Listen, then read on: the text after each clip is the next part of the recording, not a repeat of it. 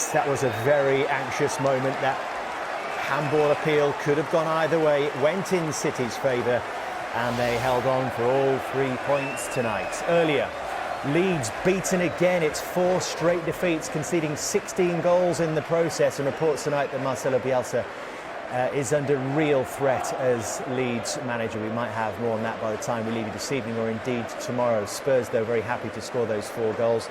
Newcastle go from strength to strength, beating Brentford, their relegation rivals, by 2-0. Joshua Silva sent off early in that game, and Newcastle punished them. Joe Linton and Willock on the score sheet. Cash and Watkins scoring for Villa in an impressive win at Brighton. It finished 1 apiece at Selhurst Park. Another point for Burnley to make it 7th in their last 3 games. And Watford holding Manchester United despite their 22 attempts on goal this evening. All the action, you can get straight to it by scanning that QR code, and it will take you straight to the goals and the highlight clips on the Sky Sports app. So this is what it means at the foot of the table. Looking up, Watford taking another point. Burnley another point closer to those teams who are slipping, including Everton. Another defeat for them. It's 2 wins in 18 games now, and they're just 1 point above Burnley, having played the same amount of games and with an inferior goal difference. Above them, Leeds started to feel really uncomfortable. Brentford too, just 1 point from their last 8 games, and Newcastle are on the charge now, 4 points clear of the bottom 3. Tottenham climbing earlier in the day up to 7th place. A further point for Manchester United, but they'll be uncomfortable with Arsenal just 2 points behind them and with 3 games in hand. And at the top, Manchester City once again 6 points clear of their closest challengers, Liverpool.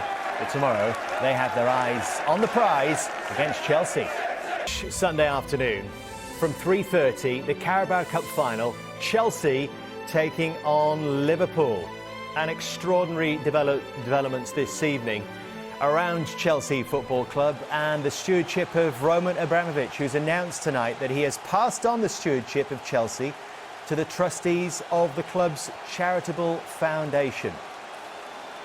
This is the full statement that has just been released in the last few minutes. During my nearly 20-year ownership of Chelsea FC, I've always viewed my role as a custodian of the club, whose job it is ensuring that we are as successful as we can be today, as well as build for the future, while also playing a positive role in our communities. I've always taken decisions with the club's best interest at heart. I remain committed to these values, and that is why I am today giving trustees of Chelsea's charitable foundation the stewardship and care of Chelsea FC.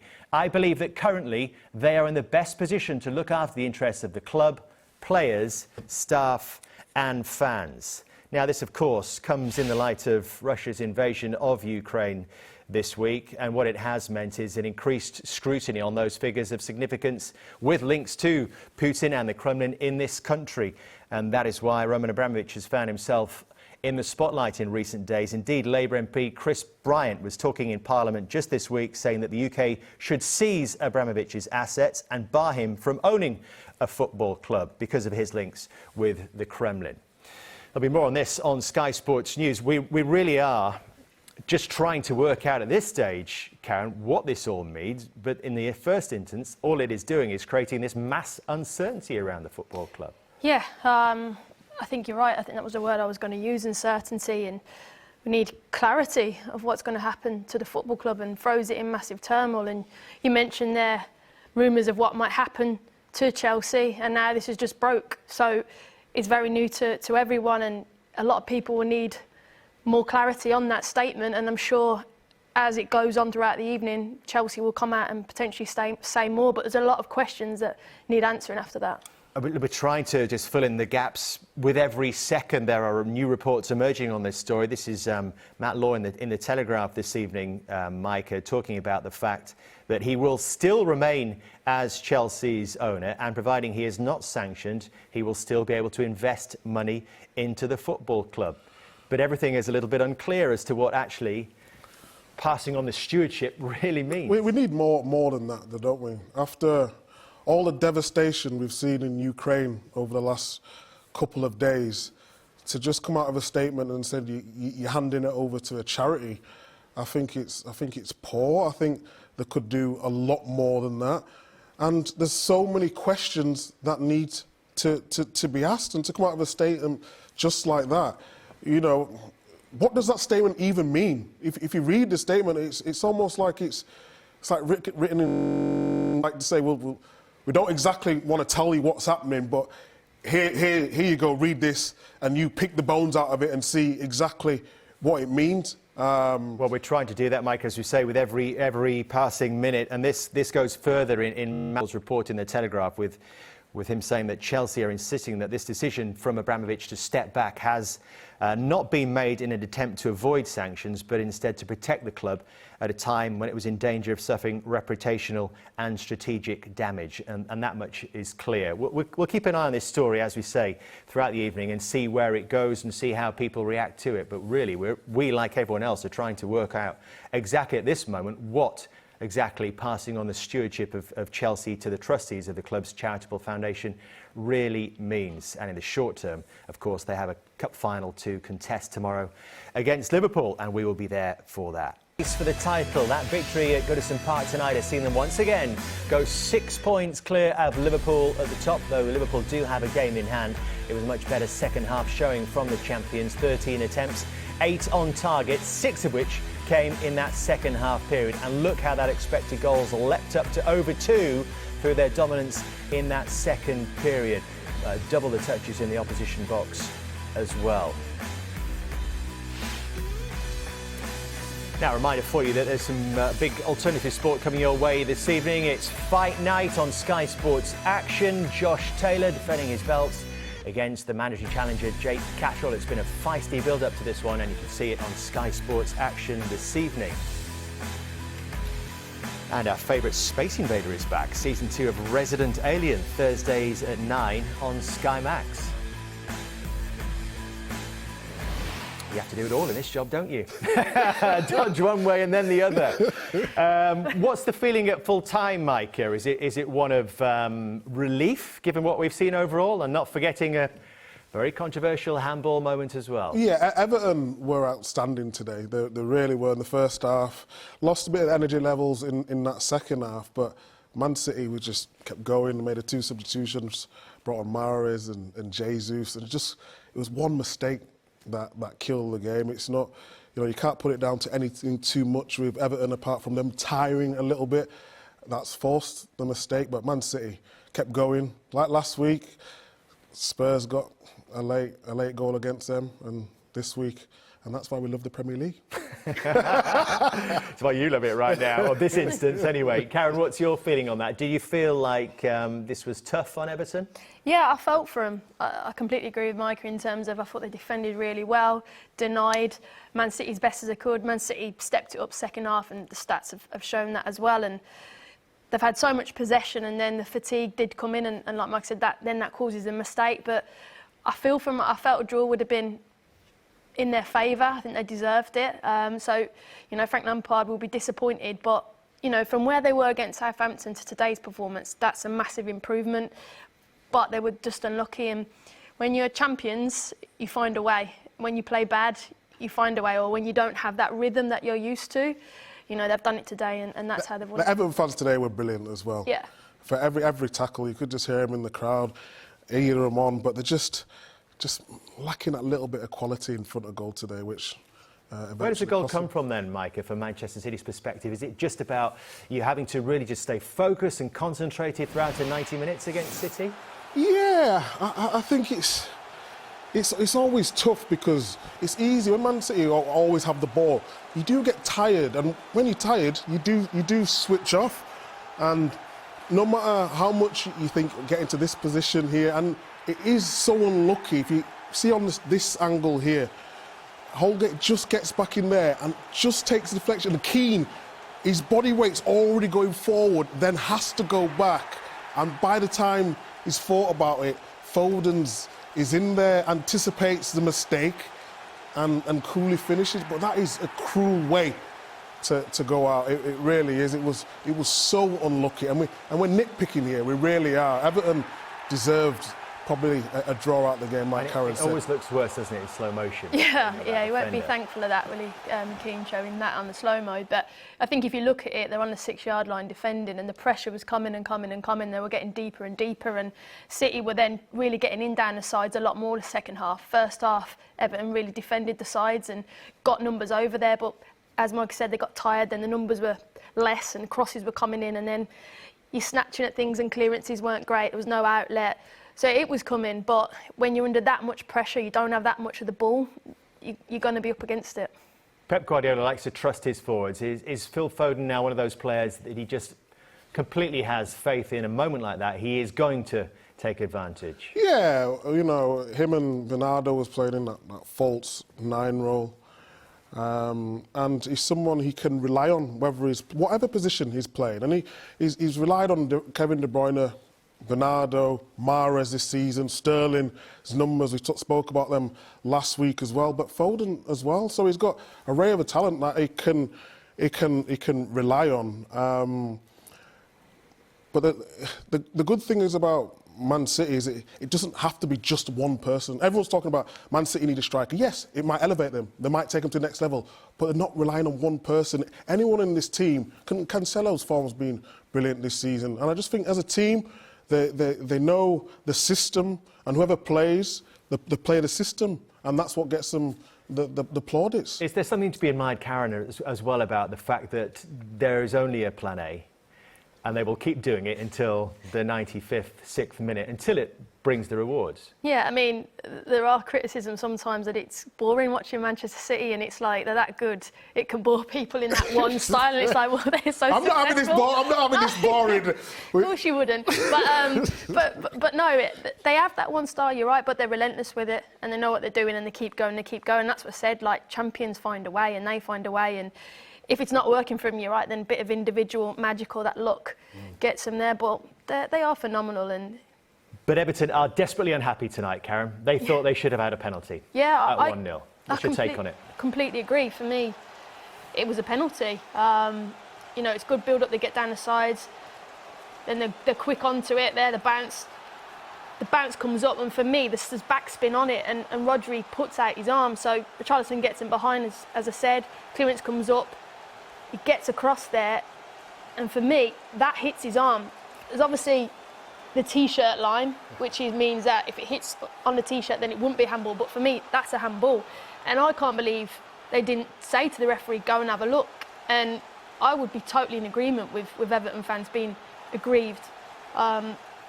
His arm's out, isn't it, Mike? You see straight away as well the guilty look when he spins round and catches the eye of Paul Tierney. The player's face says it all. Rodri's there. It's a handball. Is that below the T-shirt line? Yeah, it's below the T-shirt line, you know. So what do you make of this from VAR? Chris Kavanagh, that is, this evening, by the way. Not clear enough evidence to show conclusively that it was handball.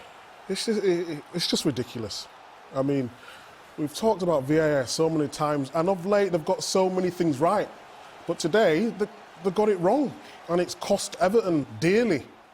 But it's not just Everton that it's cost. Well, it's costing everyone, but it's cost them... Potentially, it's costing Liverpool as well. Well, it's costing everyone involved in the Premier League, of course. But today, like Everton, you know, forget Liverpool for a minute and what they're doing. Everton need to stay up. If they got a penalty and they get a draw out of the game, you know, it enhances their chances. So I don't understand. I think what's happened with VAR now, I think because everyone's said they don't like VAR, when the VAR happens, if it's not done really quick and it takes like 3 or 4 or 5 minutes and everyone's moaning about it, instead of actually just taking your time, getting the right decision and then moving on. How can they... What's the excuse they came up with today? They didn't think it was... Not clear enough evidence to show conclusively that it's handball. How can that not be clear enough evidence? Let me bring in Andy Hinchcliffe, who's still with us. He was on our commentary team this evening, and Andy's still at Goodison Park for us. Andy, you've heard the VAR explanation, but in some ways, does that take it away from the referee, who's in the best position of all of us to actually give that decision or not? Surely if he actually gave the penalty tonight, there's no way that VAR would overturn that. Well, we'd have to see whether Paul Tierney actually saw Rodri's arm and saw the ball. If he hasn't seen it, of course, VAR is there. It's constantly assessing the game. That is their job to then step in, assess that situation, and then either make a decision or refer it back to the referee to go and have a look at the monitor. It looked pretty obvious to me that it was a handball. The spin on the ball, Rodri's arm comes out, it seems to clearly strike his arm. I am a fan of VAR, but on this occasion, I don't understand the saying there's not enough evidence to see that the ball actually hit his arm. Well, we've just seen the pictures there. We're just showing it again for you, Andy, obvious. as well. Yeah, it just looks pretty obvious to me. And Rodri, again, you can see how guilty he looks. He knows that his arm has come out and it struck his arm. So for VAR, they took their time. There was no rush decision. They took their time, a minute or so, and I thought, well, clearly they're looking at this. They're going to give a handball. It was a handball. And they don't even refer it back down to the referee to have a look at the monitor. There's the referee's position, Andy. Can you see that? So he's kind of looking through the body of Rodri, really, isn't he? To a degree. So maybe he should be relying on his assistants as well to help him in that absolutely, instance? but VAR is there, Dave. Absolutely, that's what VAR is for. A situation like this where the referee thinks, have I seen that? Can I see it? If they can't, VAR step in, and they should have done their job here. They feel that they have, and there wasn't enough evidence. To me, to Karen, to Micah, we're all saying the same thing, that it was a handball, and Rodri and City have got away with one massively. Just hold yourself there for a moment, Andy. We've got another angle. Karen, have a look at this. This is potential offside, ᴍᴏᴇᴛ in the build-up. Now, it looks close. I don't think we've had any ruling from VAR on whether it was or it wasn't. This has just been thrown upon us in the last few seconds. I mean, they didn't get the handball, so I'm not sure whether they get this either. But it is very, very tight. But look, I think going back to the handball, it was a handball. So it's clear as day for me. And we had one similar at Andy did the game as well in the WSL. And we've all said, look at the player. If everyone looked at the players, Rodri and that, he gives it away himself. That's a handball. They've got away one.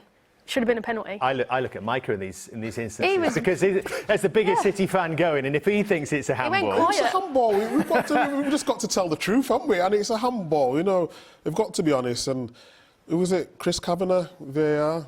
He's got one wrong. Andy, what do you think overall today, given Everton's efforts from the first minute? Do you think they actually deserve more here?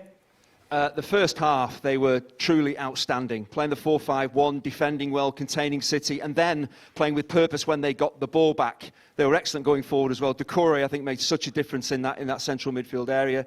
Van der Beek covered a lot of ground as well. Alan was his usual combative self. They got everything right in the first half, but they needed to take the chances. Kenny had a chance stepping forward on his weaker foot, and ᴍᴏ as well. If he had maybe just a bit of time to think about that finish and just side-footed it home. If Everton had taken the lead, again, that would have given them the belief they could have gone on and at least got a point from the game, but they tired in the second half, and the goal was an indication of that. We talk about attack. Look at Phil Foden for the goal, how he's on his toes, anticipating the mistake.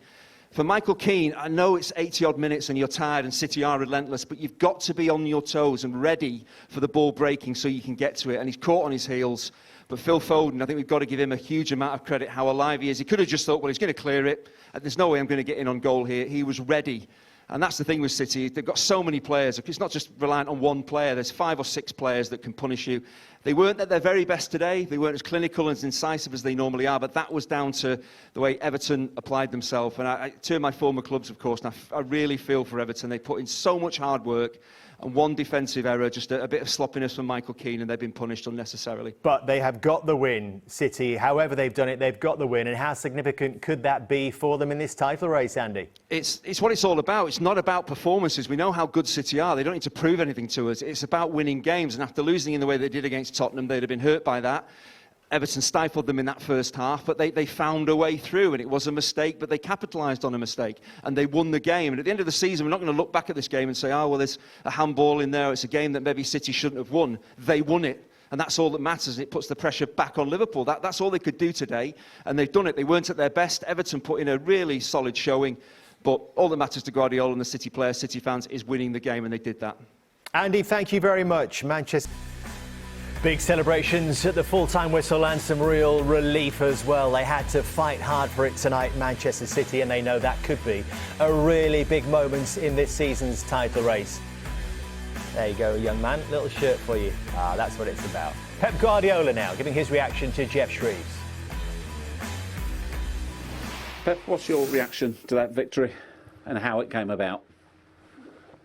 Well, I have to admit, really important. The second half was much better for the consequences for the first half. We moved them, we attacked better, and really, Wilson Park for us is always so difficult. And yeah, good victory, another step. When you say it is really important, you can't really underline at the moment. It is so tight between yourselves and Liverpool. You simply got to try and win every single game. Cannot be differently. With the opponent they are, so last year's always was a big fight, and after we achieved in the Premier League, 3 Premier Leagues in the last 4 years, still being there, this is the best achievement and the biggest compliment. And move and behave and run and try to do it what we have done, and the happiness in the locker room is still right now. It's not one day, so many days being there, and that's made me so proud. How difficult was it for you today, and what made it so? It was difficult because they defend them 4-5, and Richarlison go with Rodri. They leave central defenders just with the ball. They are physicality, transitions, ᴅᴏᴞ, Gordon, exceptional player, and Richarlison, of course, and always it's dangerous, it's difficult, set pieces. But yeah, in general, we control. In the second half, we have chances.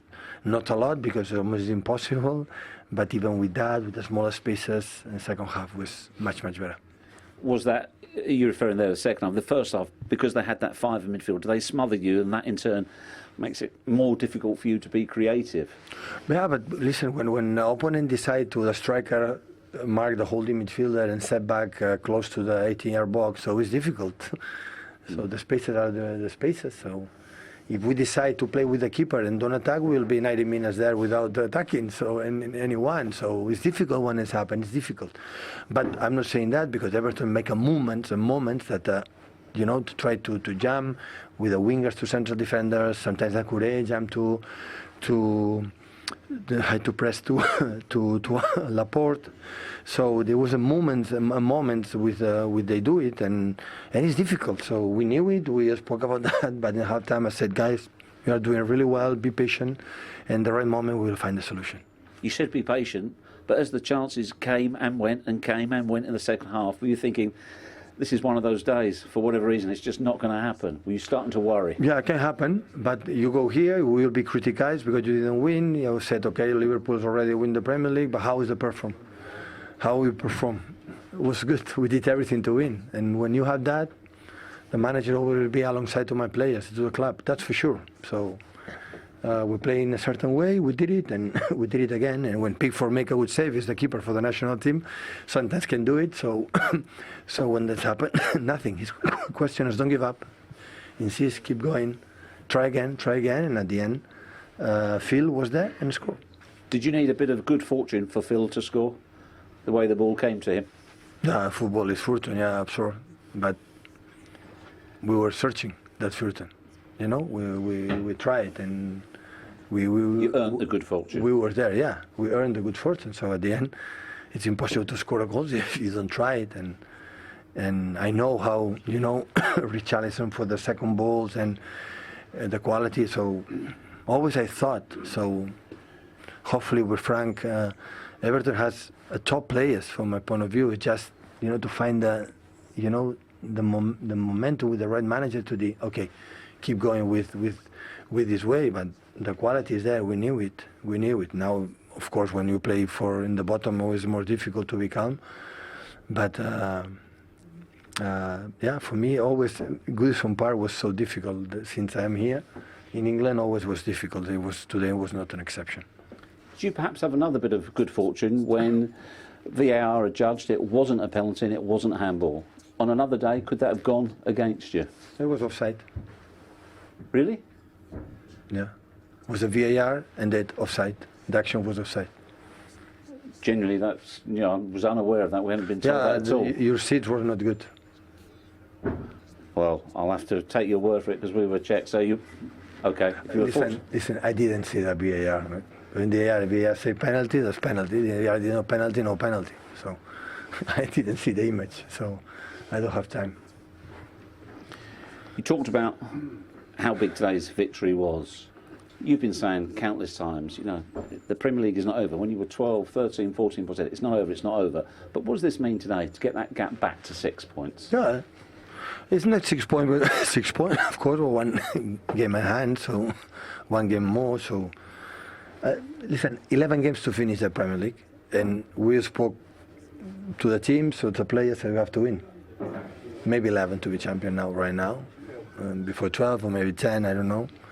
So we had to win a lot of games. So it's now, I wouldn't say it's in our hands, but it's performed like we are. And I have the same feeling. So against Tottenham, against Southampton, and today, so we perform who we are.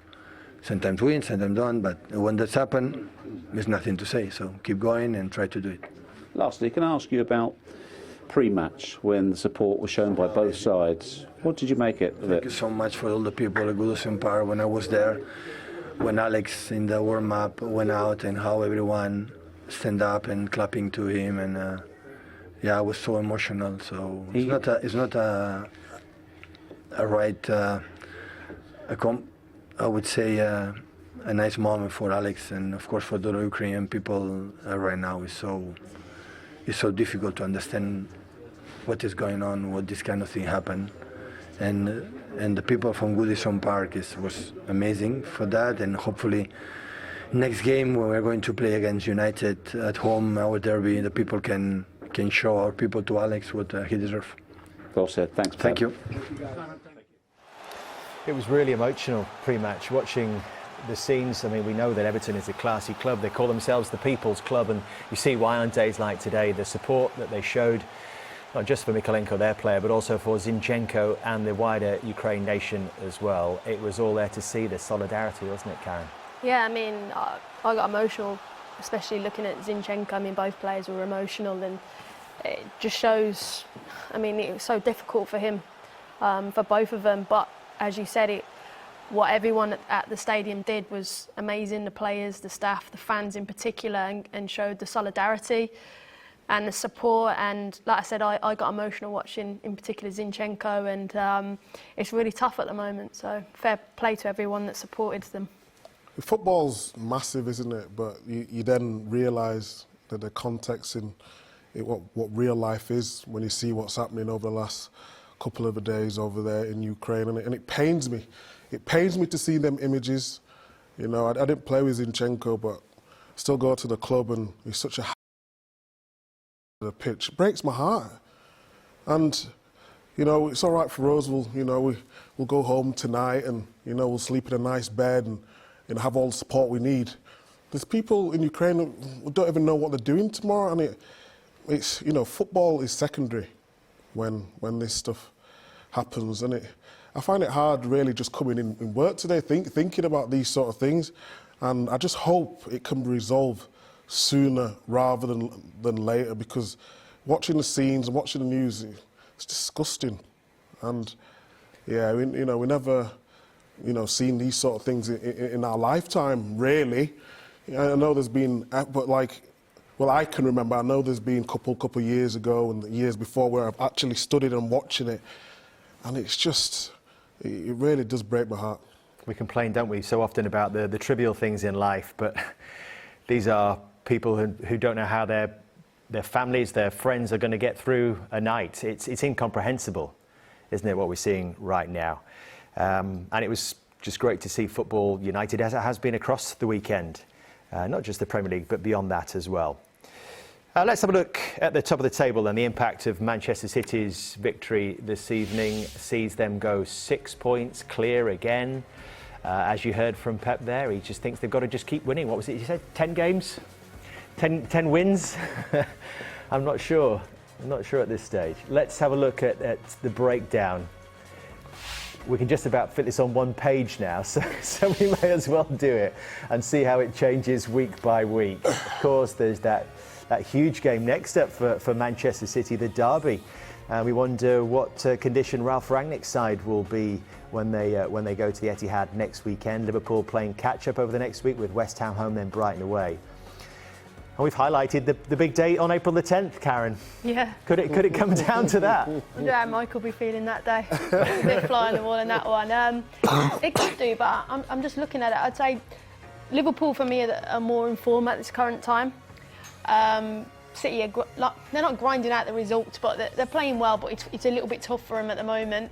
But looking off that, I'm thinking it's not going to be easy. Arsenal, Man United, Watford, you know, Roy Hodgson's got in and made things defensively more solid. West Ham as well. I think at Manchester City and Liverpool, I'd say Liverpool have got the harder running.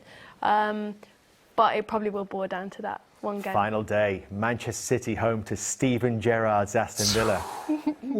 Steven Gerrard wins the title for Liverpool. It's going to be ferocious, isn't it? It really is. No, I can't wait for the running. I really can't. We've got one. It feels like we've got one at least, doesn't it? A title race. Yeah, what was it? City 12 points clear at one stage. Only a couple of weeks ago. Yeah, Liverpool had games in hand, and let's not forget. But it's interesting. Two top managers, two great teams, and we should be honoured, you know, watching these week in, week out. They don't get enough credit for how good these teams are. I think take away the injuries that Liverpool had, the last 2 years, it's been them head-to-head anyway. So, you know, we've had great title races, and this is definitely, again, back on. And long may it last. They just got to both keep winning, keep everybody happy.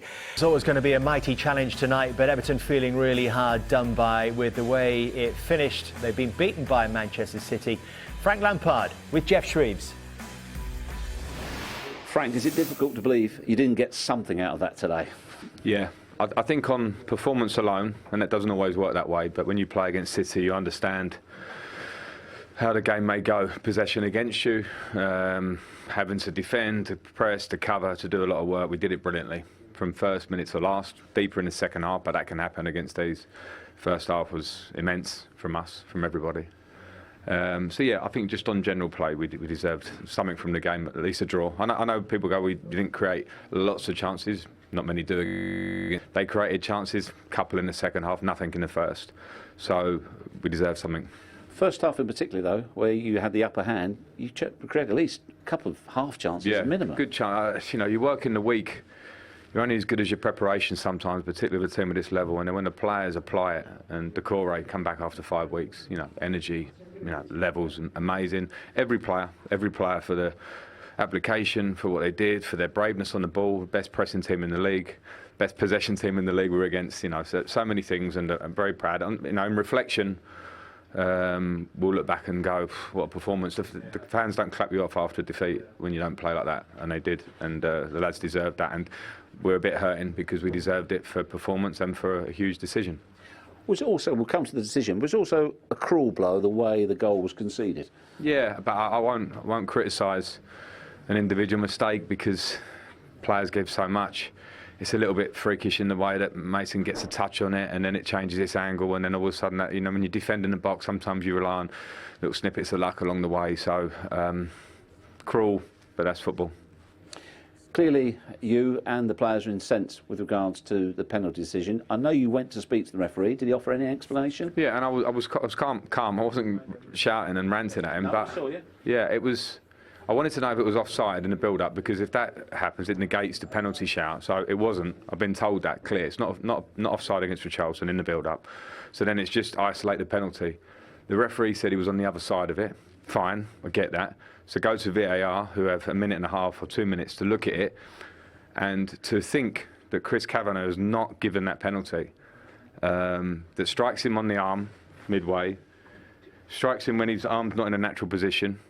I've got a 3-year-old daughter at home who could tell you that's a penalty. I'm not being funny, Jeff. I don't mean to make light of it, because we're in a position where we're fighting at the bottom of the table, and Manchester City are fighting to win leagues, so everything's crucial. And when you have a system to bring in a minute or two to have a view on a penalty, that is the most easiest decision you're going to get as a handball. Easy. There's so many that happen quickly. Arms there, late reaction, whatever. Anybody. I don't know what has to happen as a reflection of that, because it's a clear. I can't. It's not a mistake. Would be when you get something wrong, you haven't got time to think about it. You've got 2 minutes to digest a handball. Also, he didn't advise the referee. Tell me why. Have a look on the monitor. Tell me why. I don't know. I can't understand it. If the communication is with VAR. So the referee says, I didn't see it, give me a clear understanding. The referee sees it. Even if he says, I'm not sure if it may be, but it is, but even if he says, I'm not sure it may be, then they go, OK, go and have a look. Then we're both in this together. You get the first shout as a referee. I don't understand it. It's incompetence at best. If it's not that, then someone needs to explain to me what it is. How difficult is it for you not to accept the decision, but you can't do anything about it? No, well, we have to accept it, and we have to take pride in the performance against a top team. and understand that there are a lot of games to go. And if the table doesn't look great for the next 2 or 3 weeks, then so be it. When I came here, it didn't look great, and the performances weren't great. And what I've seen in the time I've been here is a big improvement in performances, a big improvement in confidence, a big improvement in the nature of how the club is joined from top to bottom, with fans, with players, with owners, with the conversation I'm having. We've got views to look forward in a positive way, and of course we need results for that. But we must not get caught up. Myself, players, fans, don't look too much at the table for the next 2 or 3 weeks. And I'm not buying time here. I'm just saying we're going to work, and we'll work, and we've got 14 games, whatever it's to go. Sorry, I'm not clear on that. I think it's 14 after today, and there's a lot of points to be for. And if we play with the energy and the passion, and we get together like we did today, my feeling is we'll be fine. Can I just ask you as well, you talk about pride in the unity we saw from both teams, from the supporters, from the whole ground, with regards to the Ukraine and the 2 Ukrainian players who are both here today. Yeah, and that means much more than a penalty shout. To be fair, I'm ranting a bit there because that's what we care about. But to see ᴅᴏɪ๝ᴛ over the last 2 or 3 days or last week or so has been a huge perspective for me and for us as a club. Because anyone who sees images and videos and anything who's anywhere near a person that we've been with ᴅᴏɪ, and to see Zinchenko's face in the warm-up today, a huge moment to feel that can we not, be at peace with each other, disagree with each other, but not see the things that are happening at the minute. Frank, I need to segue because it's been an extraordinary day, and I know you said in your press conference yesterday, look, my concern is Everton right now, not any of my previous clubs. But midway through the second half, it was announced that ᴅᴏɪ Abramovich has handed over stewardship of his club to the trustees of the Chelsea charity.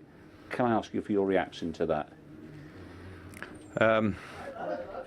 I don't know, Jeff. I don't know. I've been told that just before I come on, so I'm not dodging, but I don't know any detail about it. So I appreciate that. I can't. Sorry. I understand, but Okay. Thank you for everything else. Thank you. Cheers, Jeff. Thank you. Cheers. Cheers.